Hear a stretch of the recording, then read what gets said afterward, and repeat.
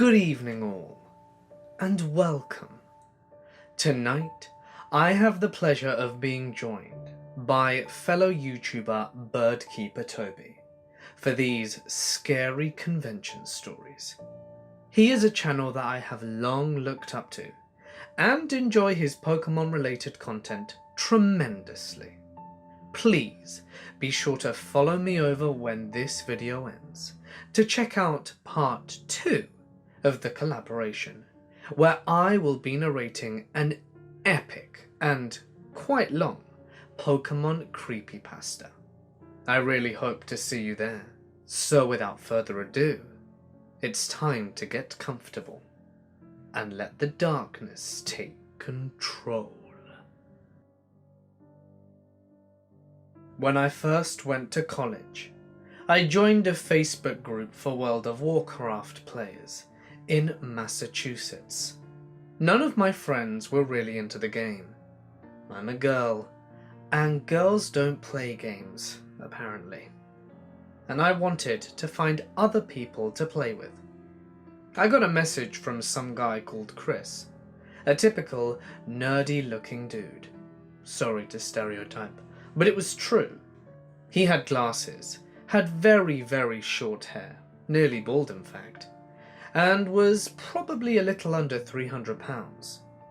He started liking all my Facebook photos and commenting flirty yet creepy stuff on my profile pics like, "What a cutie, I'd love to cuddle with you," etc.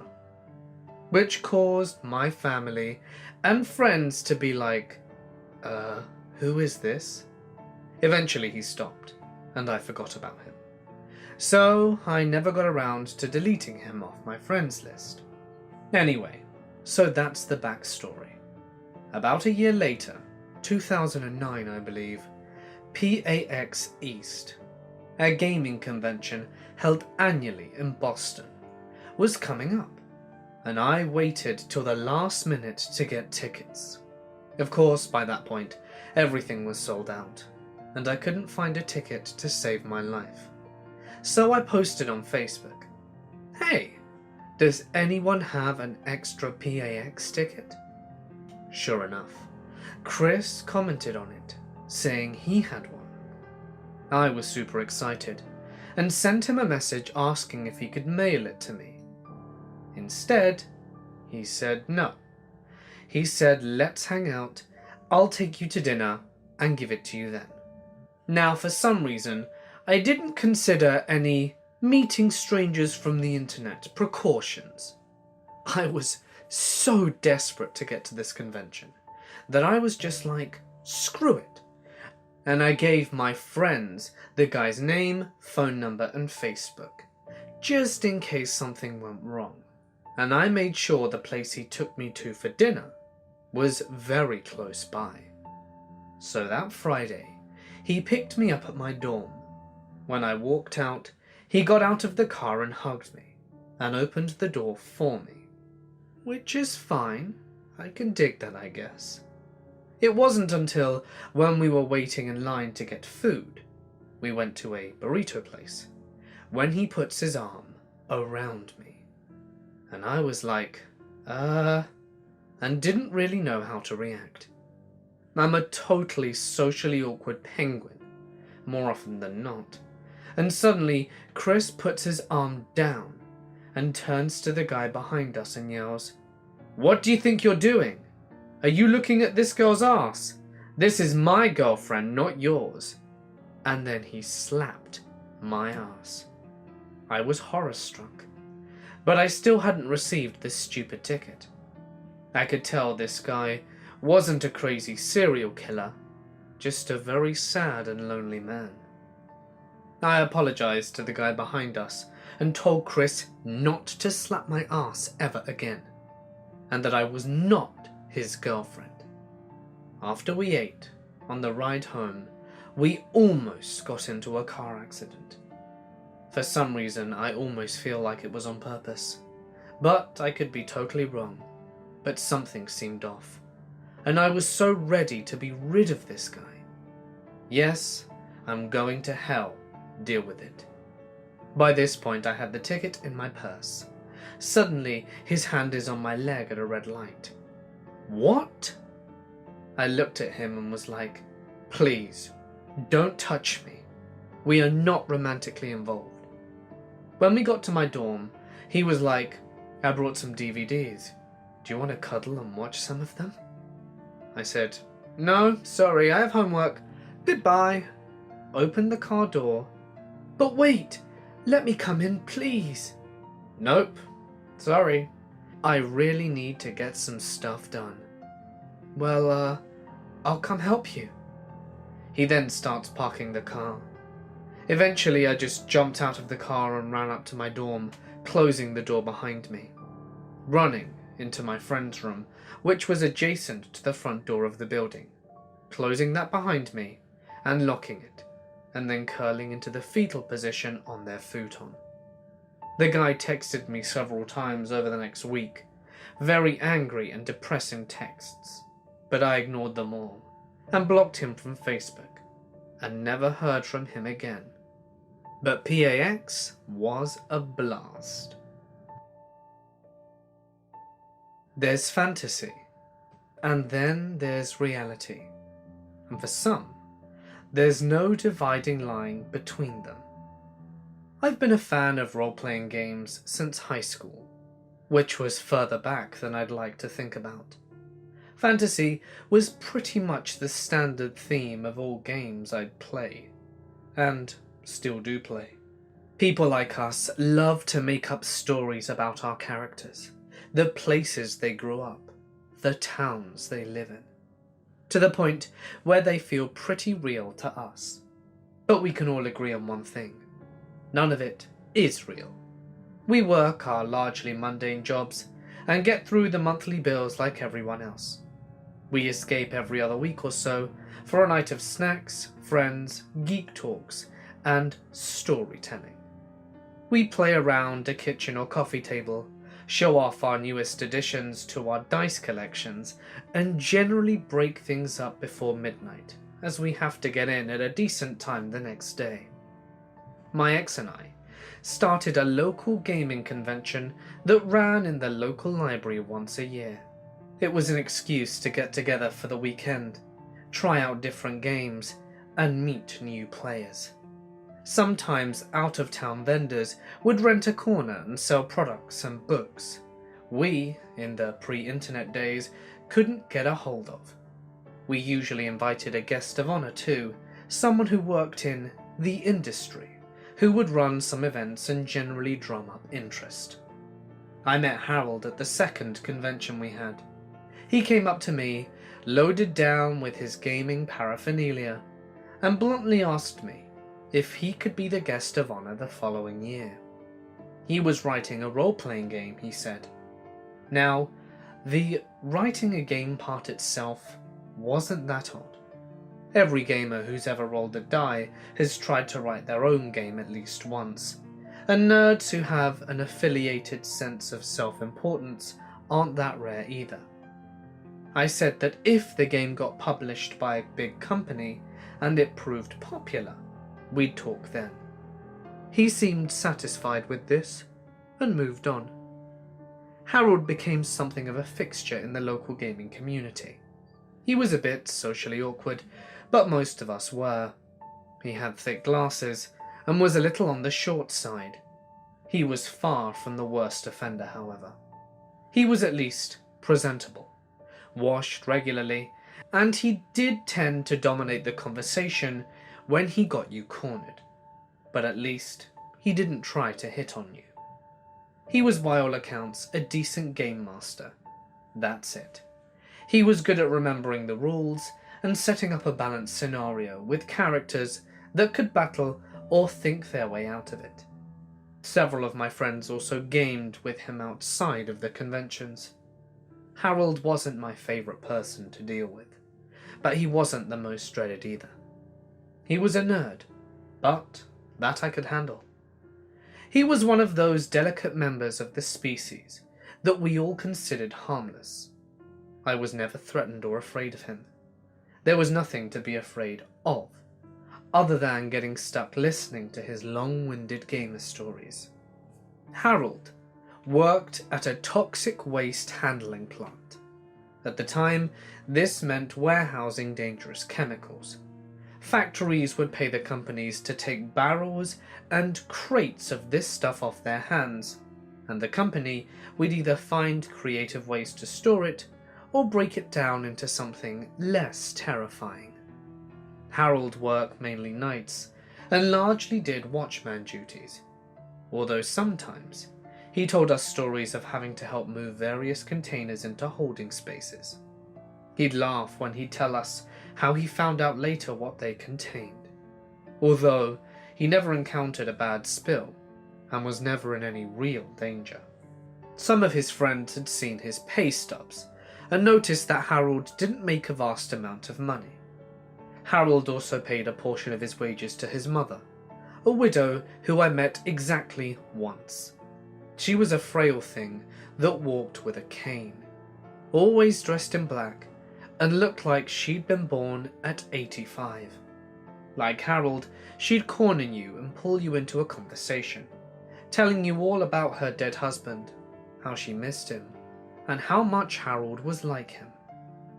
For the next 5 years, we saw Harold at the local game and hobby store and at the convention. His life wasn't really going anywhere. Still working at the same waste treatment plant, still helping out his mother, still gaming. He flirted at least once with the idea of a girlfriend, but it didn't take. He still met up with his gaming buddies once a week, always at their house. Then one day, I was at work. I worked Friday nights at a local comic shop, if you can believe it. Yes, I am that much of a geek. When one of Harold's friends ran in with news. Harold was in jail. His mother had been calling around to his gaming buds for help, not knowing where else to turn, and not for the reason you'd expect. It turns out she was the one who had him up on charges. Harold, it turned out, had beaten her up so severely she'd ended up in hospital. We found out that Harold never worked at any plant, toxic waste related or not. He'd forged the pay stubs, or possibly altered stolen ones, and had planted them where his friends would find them. He'd even had work clothes, coveralls and the like, that he showed up in from time to time when he was on his way to work, that he didn't wear otherwise. Where the hell he went at night is anyone's guess. We lived in a pretty small town, and I never remembered seeing him when he was working. He'd been living off his mother for years. She owned several rental properties, and the income had somehow fallen into Harold's control. Legally, he didn't own anything. He'd bullied his mother into handing over control of her money. He'd also hit her on many previous occasions, and she was afraid of him and had no idea what to do. I know guys tend to protect each other in times like this. I've watched my male friends defend just about anything their other male friends do, sometimes to the point of absurdity, but not in this case. I guess beating up your helpless mother is where they drew the line. When confronted by his buds, Harold strangely said that he needed his stuff at his mum's house moved to a storage locker that he'd arranged, probably through his lawyers, but told them to keep any gaming stuff they wanted. The room was packed with games Harold had never been known to play. Some of it was still unopened. He'd spent more on gaming materials than we knew of.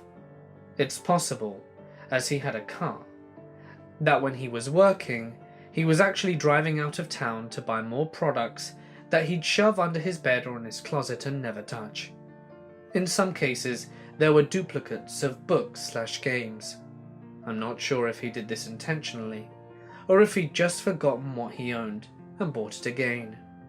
Harold had role-played a mundane life. None of it was true. All of it had been believable. Why he picked such a boring fantasy life to fake, we will never know. Maybe he was smart enough to know we wouldn't buy anything grander. Maybe he thought this particular job made him sound macho somehow. I wonder sometimes if Harold's mother also made up a fantasy life. Harold never spoke about his father or his childhood, certainly never to me. Maybe his mum faked widowhood, wearing black to mourn a man who left her when she fell pregnant. It wouldn't be unheard of for a gal of her generation. He did have a brief stint in jail and then moved out of town. Where he is now, I have no idea. I'm sure wherever he is, he's still living a fantasy life, and I hope to never meet him again. So, a few years ago, a friend invited me to go to an anime convention with her. I'd never been to one before, and excitedly said yes. On the way, I asked her what a first-timer needed to know, what the etiquette was re picture taking, and how much did artists usually charge. Would there be any of those gross furries, and that kind of thing. She told me there were basically 3 things to know. Number 1, ask before you take someone's picture. 2, avoid the people holding free hugs signs. And 3, watch out for what she termed followers. I was about to ask her what this meant, but we had arrived at the hotel and had a mad scramble to get to the check-in on time and help her and her other friends get into their costumes. So, it went unanswered. For a while anyway. Later on, when we finally hit the convention center, we're walking in and looking around, and she leans over to me and nods towards a shortish fatty with a blue stretched blonde bowl cut, as if he'd noticed across the room. He stares at my friend and at me. "See him?" she whispers. "He's hardcore follower." I found out the hard way what she meant, as I glanced up later during a conversation with some other cosplayers I met, and saw him standing off a ways, staring. Again I met his eyes and looked away. He gave this inexplicably creepy vibe, and I didn't want to encourage him, assuming it must be a coincidence. Maybe he heard us talking and decided to eavesdrop, but whatever. But then later it happened again. I'm sitting in a panel and feel someone rustle over beside me. I glance over, and it's him. I escape to the dealer's room, look up, and he's a few booths away, still staring. I head to the artist's alley, and he's a few tables down, this time making slightly more of an effort to blend in. I join an impromptu dance party in the ballroom and realize he's weaving his way through the crowd, damn near feeling me up a couple of times. At one point, I go out into the lobby, thinking being more in the open might make him rethink things, and leaves me alone. Nope. He comes right up to me, doesn't say a word, and just sits down next to me and stares.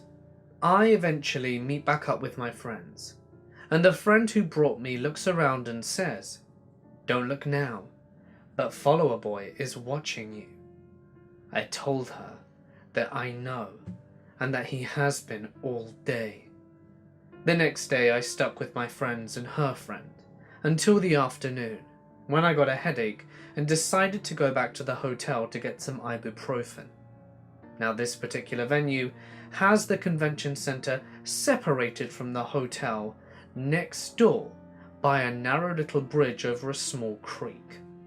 I didn't think twice about it until I go to walk across, and he's standing there, just staring, not saying a word, grinning like he knows I have to get past him to go where I'm going to. I don't move. I think maybe I'm wrong, and he's just crossing the bridge. But nope. He doesn't move until my friend appears. Then he heads back to the hotel. She takes me by a different route back to the room, though later on, we hear him tromping around in the hallway. It finally takes her enlisting the help of some of the big scary looking cosplayers that I'd befriended before to make him back off. I don't know what they said or did to him to make him stop, but frankly, I kind of hope it was painful. For background info, I am a 23-year-old female living in the UK. This happened a few years ago, back when my girlfriend's love for My Little Pony was in full swing. I personally never liked the show, but I didn't have an issue with her liking it, and I liked a bunch of other nerdy stuff that wasn't really her taste either. Anyway, it was a typical evening, coming home late from the office. We'd had a ton of extra work dropped on us by another department, and all I wanted to do was get home, curl up with her on the sofa, and eat some vanilla fudge ice cream. As soon as my key enters the lock though, the door is open before me, and I see my girlfriend with a smug grin on her face. We greet and I ask her what she's so happy about, as I knew it wasn't because I was getting home so obscenely late. She then opened up her phone and gleefully shows me 2 tickets for the weekend. Weekend tickets for PonyCon. I was genuinely surprised. I mean, I didn't even know it was a thing, but I did my best to act surprised and happy that she bought the tickets, as I knew she was really excited about it. We'd always spoken about going to Comic-Con, but truly I was a little bit deflated that my first experience would be going to one based upon a show I didn't really enjoy. But I tried to take it in my stride, as I knew this was important for her, and I thought at the very least it would give me a feel for what Comic-Con would be like when we went. Got to the early hours of the weekend and we wake up stupid early to drive down to PonyCon and park at our hotel. As we're just checking in, I catch a glimpse of a guy staring at me. He's across the lobby wearing a Free Hugs t-shirt, and I think I can smell his BO from here. As soon as the receptionist hands us our key, we grab our bags and make a dash for the elevator. It has already become clear to him that our intention was to avoid him at all costs, which is why his face was so smug when he intercepts us. The creepy thing about this guy though wasn't the foul smell, nor his desperate desire to interact with us. No, there was something sinister in the way he looked at us with his feral eyes. Almost like we were his mission. Not people, he didn't want to get to know us, he just stood there awkwardly for a moment and blocked our path. We assumed he was going to ask if we were there for the convention too, but instead he simply points to his shirt and looks at us with a creepy grin. Now, normally I would have tried to engage in some chit-chat to be polite before walking off, but this guy had already bothered me, so my girlfriend and I both walked right past him, leaving him staring blankly at us while we entered the elevator. Acknowledging how awkward and uncomfortable that was, we get to our room, don our costumes, and make our way to the convention. We were there to have fun after all. And I'll admit, I enjoyed the con a lot more than I thought I would. The people were really friendly, it was set up really well, and overall I had a lot of fun. So naturally by the evening, the events from this morning were at the back of my mind. It wasn't until we got to the hotel room that my girlfriend wanted to have a word with me. The look on her face showed a mixture of concern and fear, and this instantly made my stomach turn. She told me that the guy from earlier had been following us at some points that day. That he was staring at us from far off. When we went to a different part of the con, he'd always try to follow, and that when she went to grab a donut, he got in line right behind her. He didn't say anything, and when she got her donut, he just left the queue and followed her for a little bit. She didn't want to tell me whilst we were there in case it would ruin the vibe, but now that we were safe, she wanted me to know for tomorrow.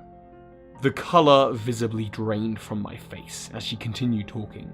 I couldn't believe I didn't notice him, and I was genuinely horrified that my girlfriend didn't report it to security, or at the very least tell me about it. She could tell how much this got to me, and we both agreed to say something if he showed up again next time. Suffice to say, we did not sleep well that night.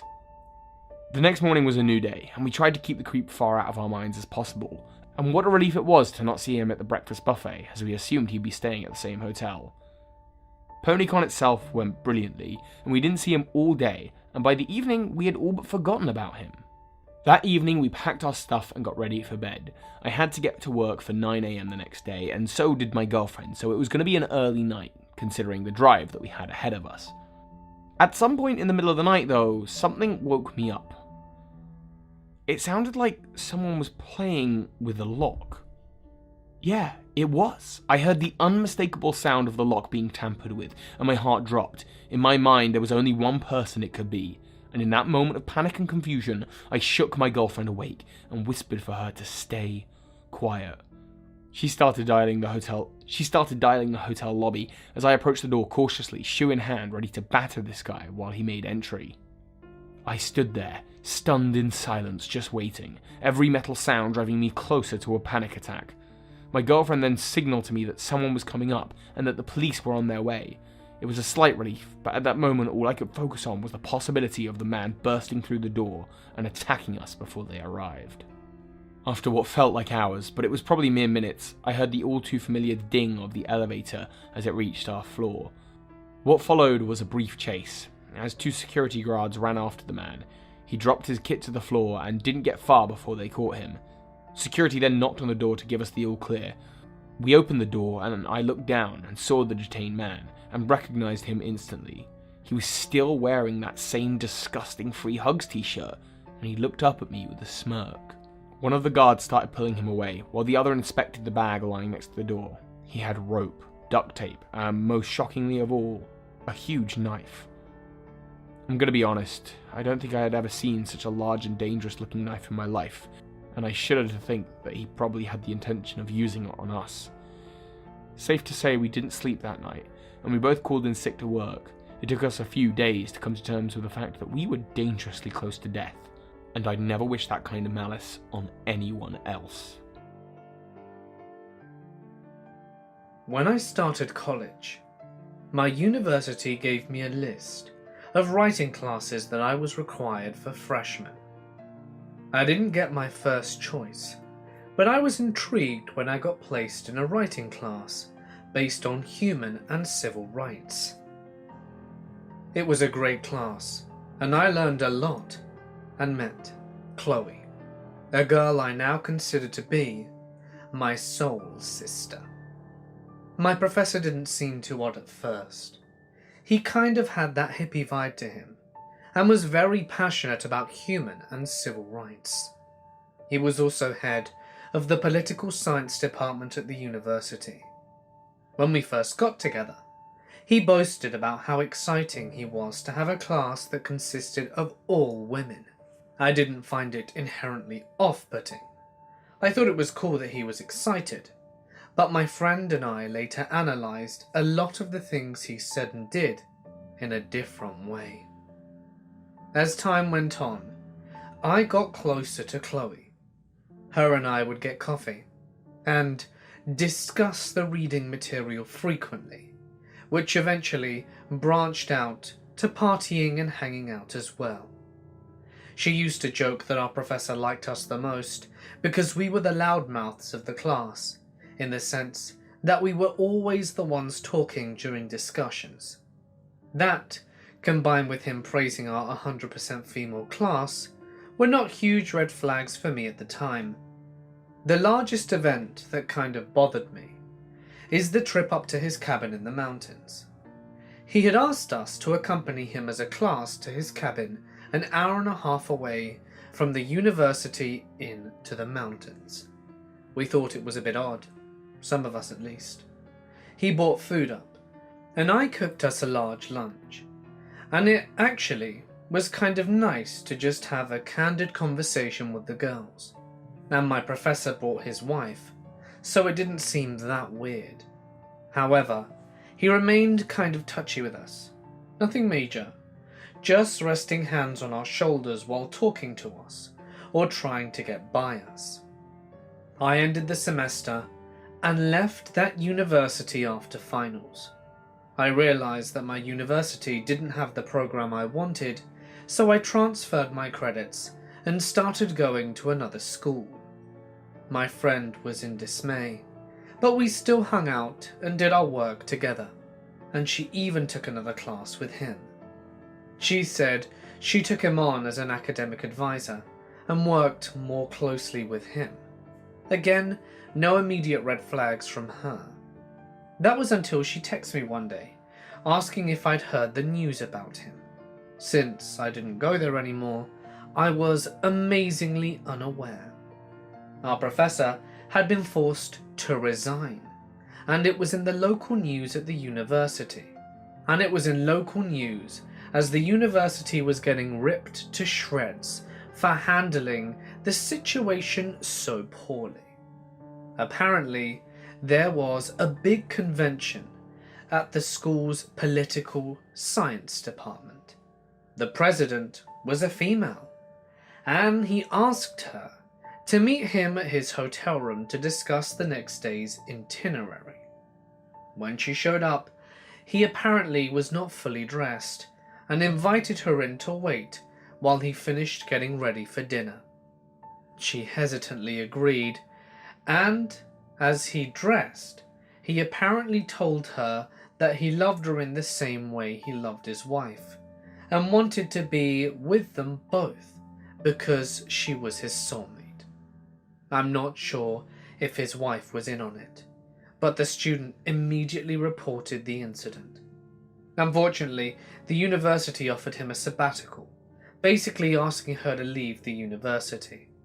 Apparently, the professor didn't even deny his behavior in a hearing with university officials. My friend and I got together, and suddenly all of his private meetings with her and inviting the group of girls up to his cabin in the mountain seemed a bit off-putting. I've always found myself to be a very paranoid person, and as I got older, I tried to shed those thinking habits. But now I wish I'd have paid more attention, and maybe been able to see or intervene and say something before the poor girl was booted out of school in order to help protect its reputation. This morning at around 2 a.m, I got finished talking with my boyfriend on Skype. He's at college at the moment. Anyway, after we said our goodnights, I get up out of my room and go to walk to the kitchen to grab a water bottle from my fridge, when I notice something on my porch. At first I thought it was a person swaying back and forth. I stepped back in terror as thoughts raced my head. I was curious, so I had to step a little closer to see if someone was really there. On closer inspection, I saw it was 2 heart-shaped balloons attached to a plainly wrapped blue box with a single white rose on top, with my name written on the top. I quickly ran back to my room and promptly called my boyfriend back on Skype. I was a little more than freaked out, but remained calm. I told him there was a mysterious blue box on my porch and asked him if he was the culprit. I felt my face become pale when he told me that it wasn't him.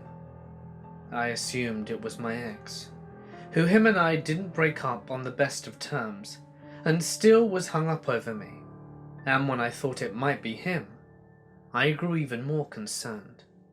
But my boyfriend told me to remain calm, and it was probably nothing harmful, even though he wanted nothing more than to drive down here as fast as he could to protect me. We waited about 10 minutes, which seemed like hours, so my phone could get high enough charge so I could Skype him on there. And then I went to go look at the package. With bat in hand, I went back to my front door to investigate what this thing was. But I couldn't do this on my own. Fortunately for me, I live with my parents, so I had to wake them up for something as concerning as this. When I did, my father shrugged it off for nothing and told me that it can wait until the morning. I told my mother that I wouldn't be able to sleep knowing this thing was on our front porch. When I finally opened my door, I tapped the box with my bat to make sure it wasn't a bomb or something. We picked the package up carefully, when my boyfriend told me, who was still on Skype through my phone, to open from just one side to be safe. When I did, I was shocked to find gifts, such as Minecraft toys, Pockies, chocolates and maple syrup, Thin Mints, a shirt, and a gift card to Bath & Body Works for $30. I didn't even go there. I'm not really that kind of girl. But there was one extra thing in the box. A letter. To you know from Johnson. I suddenly realize who this is from. My heart sinks down to my stomach at the thought of this man. You see, Johnson. I met him when I was about 13 years old at an anime convention, when at the time he was in his late 20s. I am now 20. And he was this awkward guy who was cosplaying a character from the same anime I was cosplaying as. He was awkward, and I felt sorry for him because he didn't have any friends, and it seemed like that we were in our group who were all cosplaying from the same anime. So I talked to him. I honestly never liked him. I just felt bad for him at the time, and wanted to make him feel better. When our cosplay meetups ended, everyone said their goodbyes, and so did Johnson. About a week after the convention, I get a friend notification on my Facebook account. It's from Johnson. I shrug and decided to add him, thinking it was nothing harmful. As soon as I added him, he messaged me. "Hey, I saw you through the cosplay group since you forgot to share your Facebook." "Yeah, what's up? I'm just playing Minecraft right now." "Oh, that's cool. I should get Minecraft so we can play together." "Yeah, sure. Hey, what's your phone number again? I know Katie has it, and I got it from her so I could text you. Feel free to text me whenever you need anything." "Yeah, sure, that's fine." "Alright, cool." He would try and text me every day for the longest time, but I would ignore him. Remember, I was only 14 years old and didn't really care to talk to him whatsoever. When I was 15, I had a big falling out with a lot of people on Facebook due to tween bullshit drama, so I deleted my account. I told my close friends at the time that I refused to ever get Facebook again, and to this day I still do not have a Facebook or any form of social media, since I absolutely despise it. Every once in a while, back when I was 15 to 16, he would text me long pages of text, telling me about how much he missed talking to me, and hopes I'm doing well, and still calls me a friend. I start calling him one of my stalkers as a joke, and haven't heard from him since I was about 16. Jump to the present time now. I feel sick to my stomach. How long has he been watching me? How does he know where I live? Has he been watching me in my house while I was home alone? I feel disgusted and throw the gifts back in the box, then open the letter. This is where things get more creepy. Dear Yuno, please excuse me for sending you the package for Valentine's Day. I know you will probably receive a lot of gifts from friends, but I just wanted to send you something today. I intended to send a yellow rose for friendship, but they didn't have any single yellow ones. I had a female friend deliver this package to your house. I hope you have a wonderful Valentine's Day. Miss you much, Johnson. P.S. The t-shirt size is large. I couldn't find a small. Even worse, on the front of the card is a little mouse peeking out of a teacup saying, "Peeking in to say hello." This really made me on edge. And this afternoon, my father investigated the cameras, and we found something very unnerving. But when we told the police, they said that there was nothing wrong, and there was nothing they could do. We found out there was the same car coming by my house at least once outside my house for the past month now. They would come in the afternoon and leave around when my mother got home from work. Sometimes the person would get out and walk by my house many times, or just stand there. It was the same person every time. Unfortunately, the cameras were placed in such a way we couldn't see the license plate.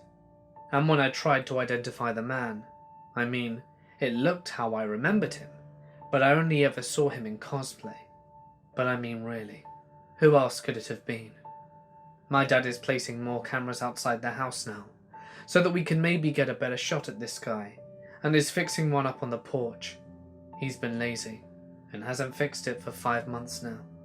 We're still trying to get more info on him, but I've just wanted to make something clear to everyone. I've literally no way of contacting the man. I don't even have Facebook anymore, and even when I search his name on Facebook, There are a lot of Johnsons that come up in my area, since I live in a well-populated zone. I don't have his cell phone number anymore, and I got a new one when I was 17, and just threw away a new phone in December. When I had to transfer stuff to my new phone, I lost all my old numbers, so I started new on my contacts. He's never texted me since I was 16, and have no way to tell him to stop. I really hope he doesn't stop by anymore though. This is becoming all too creepy. And all for just trying to be nice at a convention. I'm an art student, looking to become an animator in the gaming or film industries. One of my teachers suggested I apply to be a student volunteer at SIGGRAPH this year, since it was being held in our city. I applied, but I didn't think I would get in. A few months later, I got an email back welcoming me to the ACM SIGGRAPH family and detailing what I could expect as an SV. I was so happy. This was a huge opportunity for me. I would get to meet all kinds of students like me from around the globe and get the chance to mingle with professionals in chosen industries, and was excited at the contacts I could and did make. I got a full conference pass and didn't have to pay a dime. So worth it. As a whole, the convention was awesome, and I did meet a lot of great people, both students and industry veterans. And I got to see some really cool emerging technologies, learn from a lot of informative technical paper sessions, and see sneak peeks of upcoming movies. It was my last day that I was working at the convention. I had one of the early shifts, so I had to get there very early.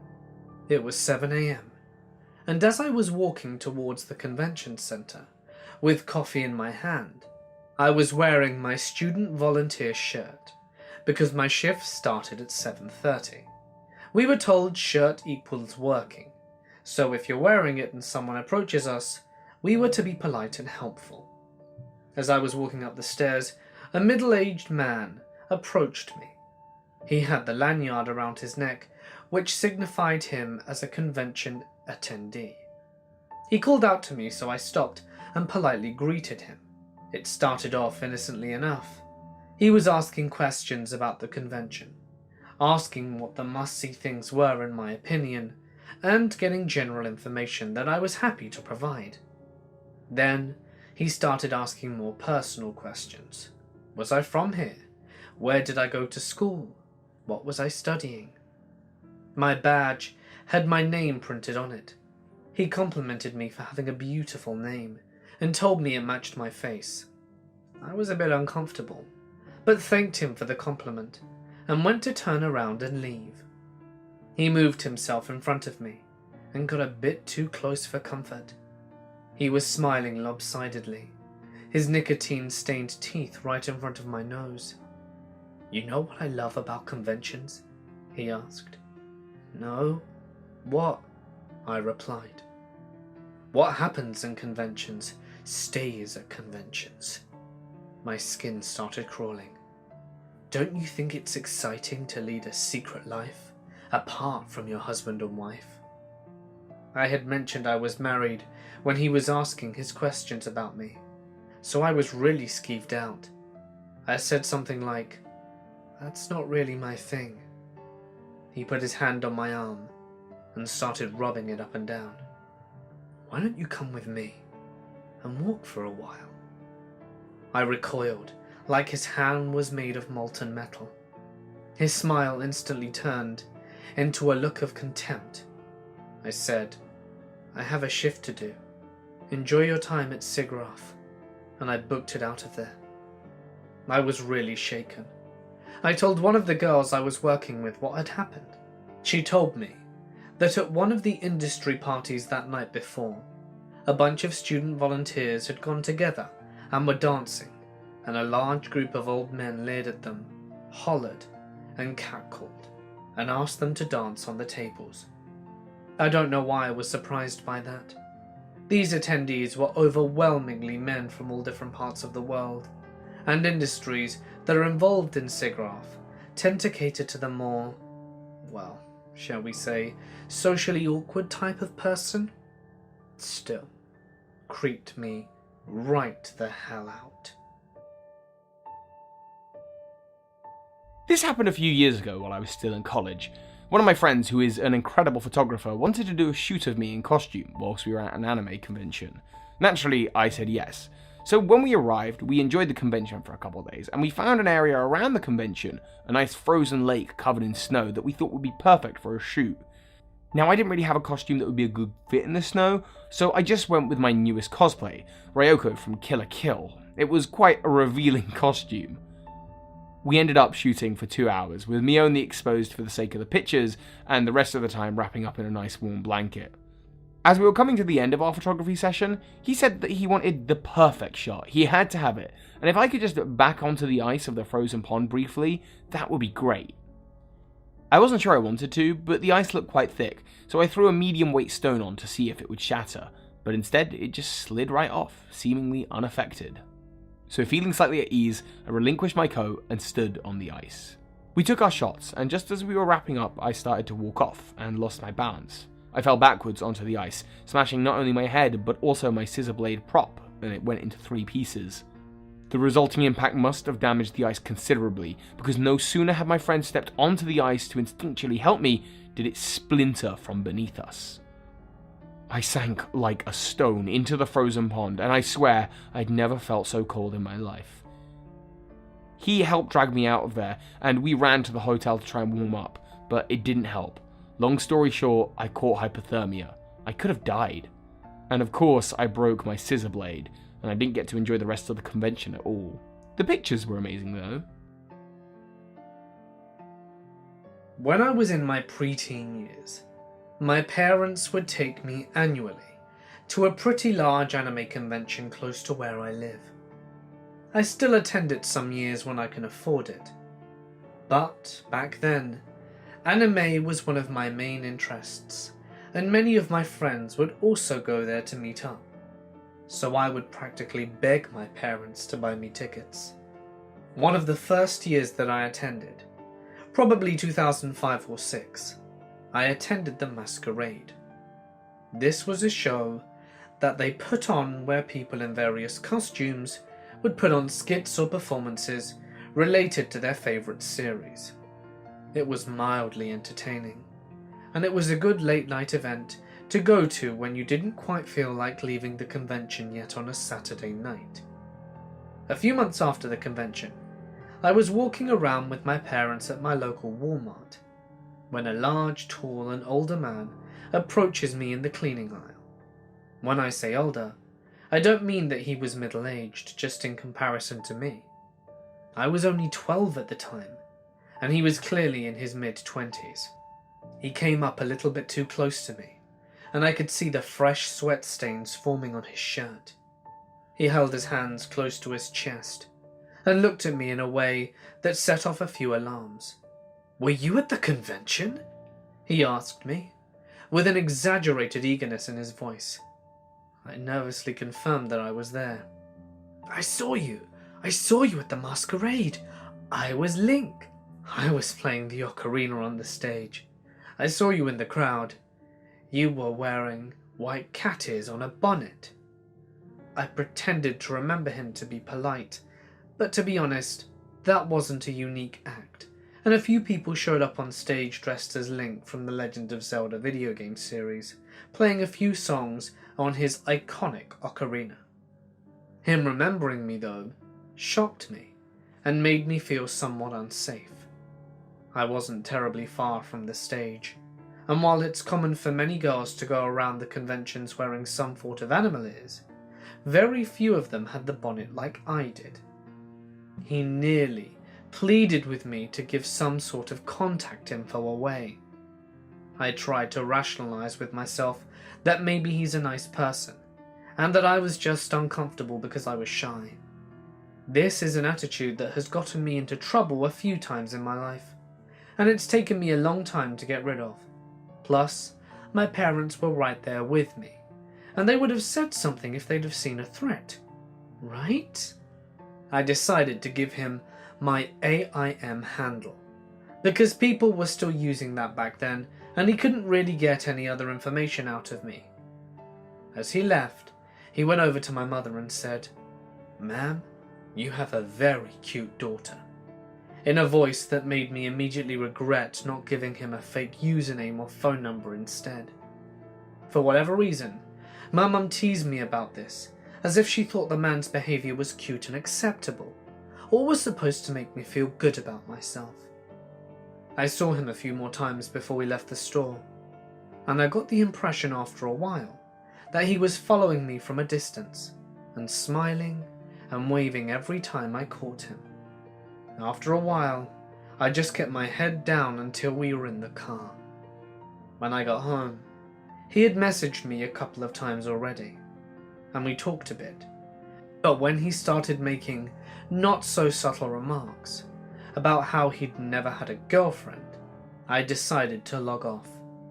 For literal months after that, he would message me almost every day, never even seeming to pick up the hint that I wasn't responding, until I eventually had to change my username altogether. I am an avid cosplayer, and in 2015, my friends Ari and Morgan and I went for the second year in a row to Phoenix Comic Con. I was cosplaying Stevonnie from Steven Universe, which consists of a crop top and shorts, and Ari was cosplaying as Black Rock Shooter, a bikini top, shorts, a jacket, and ponytails. Morgan decided not to cosplay, since this was her first time at con. We were all underage and couldn't drive, so we took the transit home at the end of the day. We left the con around 9 o'clock that night, and hopped onto the transit. It was surprisingly empty, a lot emptier than usual for sure, and we found our seats when the doors opened. Morgan and I sat down, but Ari's back was having problems, and she decided that standing was best. Everything was alright until the second stop. It was a quiet ride, and we laughed a bit at some of the events of the day, but nothing more than small talk, as we were all exhausted from walking around quite literally all day. At the next stop, a slightly older man got on, and sat right next to where Ari was standing. He had long blonde hair, and was clean shaven. He wore a suit jacket and a t-shirt with slacks. He didn't look at all like the typical homeless Phoenix rider. "You girls coming back from convention?" he asked. I nodded. Ari looked slightly uncomfortable, as she doesn't do well with initiating conversation with people she doesn't know, especially in the outfit that she was wearing. "I like your costumes." We all smiled and thanked him nervously. We weren't strangers to the kind of people that hung around the Phoenix Transit, and how gross and irritating they could be. But this guy not only looked well off, but he also spoke very clearly, but he still threw me off quite a bit. I didn't like the grin he had sprawled across his face as he complimented our cosplays. It was at this point that Morgan put her headphones on, and was luckily zoned out for the whole ordeal. Morgan was one of my friend's little sisters who wanted to go to the con. My friend wasn't able to go, so their parents let us watch her while she was there. She was a freshman, not too much younger than us, but young enough to need supervision. I felt pretty protective of her for some reason, and this guy was giving me bad vibes. The man was quiet until the next stop. "Do you girls mind if I pray over you?" Ari managed. Before we could actually give an answer, the man grabbed her arm and my hand and closed his eyes. We both looked at each other with panic in our eyes, frozen with absolute terror. We didn't want to pull away for fear of making sudden movements, and besides that, his grip was so firm, it felt like he was going to try and break my fingers. "Dear Heavenly Father," he began, I pray for you to look over these angels of light and give them many blessings in life." At first, Ari and I sort of relaxed, thinking he was just a preacher from a nearby church trying to do us a random act of kindness. But then, things took a horrifying turn. "I pray you subdue their souls to your servant, Father, so that I may enjoy them as you intend." What? He ended the prayer with amen, and finally let us go. Ari desperately wanted to pull on her jacket to cover herself, but she still couldn't move. What can we do, I thought. We have to get off now.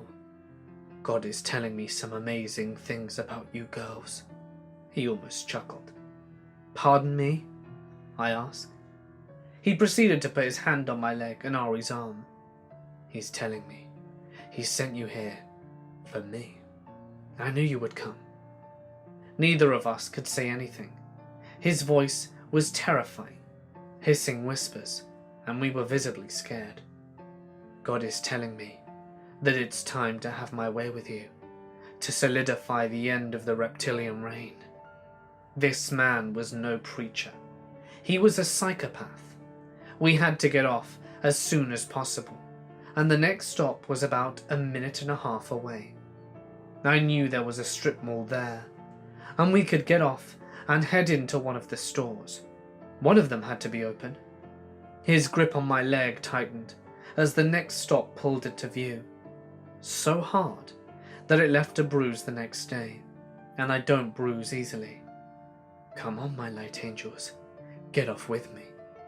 The train stopped. Actually, I said, this is our stop. I stood up and jerked my leg away. He obviously wasn't prepared for that, because his hand slipped right off. Thank you for your prayers. I poked Morgan and attentioned her to come on, hoping that she wouldn't say anything, because this wasn't actually our stop.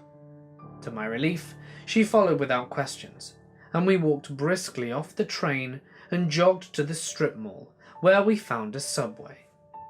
They let us stay there while we called Ari's parents and explained what had happened. As soon as we got off the phone, Ari and I burst into tears as we told Morgan the incidents that had transpired. I'm still terrified of riding the transit, and I try my best to get home from the convention any other way. There was no telling what would have happened if we rode the train any further, and I don't like to think about the possible outcomes. This happened to me a few years back when I was working at London Excel on the night shift. The job was simple enough. Arrive at 8 PM once everyone was gone, for the most part, and make sure no one broke in or was still in the building. I had been working on the job a few years already, and on this particular night we were minding a very mundane convention, Hotel Expo. So I got in on Friday night to do my thing and started my rounds, making sure everything was in order. I always find it quite fun seeing what people are showing off, but there wasn't much to look at here. So, relatively bored, I make my way through the centre, trying to make this run as quick as possible so I can go back to my station and chill out for a little bit. As I was just finishing my round though, I hear something coming from the corner of the room. It echoed, and I started to make my way towards it quietly. It didn't sound like a person, but rather something that had been slid across the ground. Shining my torch on the ground and at the stands, I didn't see anything that could have made the noise, so I dismiss it, assuming it must have been my mind playing tricks on me, and carry on walking. I returned to the route I was on before, and just as I'm making my way towards the end, I noticed something that had not been there before. A small orange stress ball sitting on the ground in the middle of my path. I then realised it must have been one of my colleagues who was trying to scare me, and call in over the radio to Colin to tell him that I found his ball and that it wasn't funny. It takes a while, but Colin gets on the radio and tells me that he was in the toilet. I laugh it off and tell him to stop playing around and take the ball with me to show him that I caught him at his own game. When I reach the guardroom, however, he's sitting, reading his book. So I throw the ball at him, waiting for him to own up, and he just stares at me, and at the orange ball, and tells me straight that he didn't do it. He reckons that it probably just fell down off one of the stools and rolled into the middle. I give him a puzzled look, but I could tell that he was being sincere, and decide to drop it. No point in having any arguments this early on in the shift. Not 10 minutes later though, there's another strange scuffing noise. This time, Colin hears it too. so we go back down together, and this time we have a look around. Colin is convinced someone was here all along, and as we look through each aisle and into every stand, we are met with nothing at all in the eerie silence. Halfway through the search, I hear Colin call out to me. I run over and my torch glides to another small orange ball, resting neatly on the ground. We inspect the ball, and it's from the same company as the last, which conveniently enough are on the other side of the expo. Confused and quite creeped out, we pick up the ball and go to return it to the stand it originally came from. That's when we saw him. There was a man, running, intersecting our path and heading straight towards the toilets. As he passed, we were both stunned in shock for a second, but then picked up the pace and started shouting and running after him. We just caught the back of him bolting into the ladies' toilets, and we ran straight in after him. We did a thorough search of each stall, behind each door, behind the door we came in, and nothing. That's when we started to panic. We both confirmed that we saw the man and saw him entering the toilet. How was it possible that he had just vanished? We spent a good hour in that toilet, searching the stalls again, checking each open one at the same time, and then checking for hidden doors, which we already knew was impossible.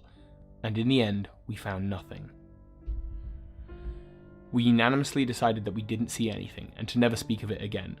Fortunately for us, we never experienced anything that we couldn't rationally explain away, and to this day, it remains one of the creepiest moments of my life.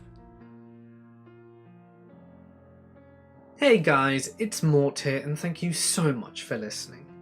I hope you enjoyed tonight's stories, and of course, I need to give a huge thank you to our collaborator today, Bird Keeper Toby. Now, as I did mention at the very start of the video, we have another video with some really great spooky stories over on his channel that I'm sure you will all enjoy.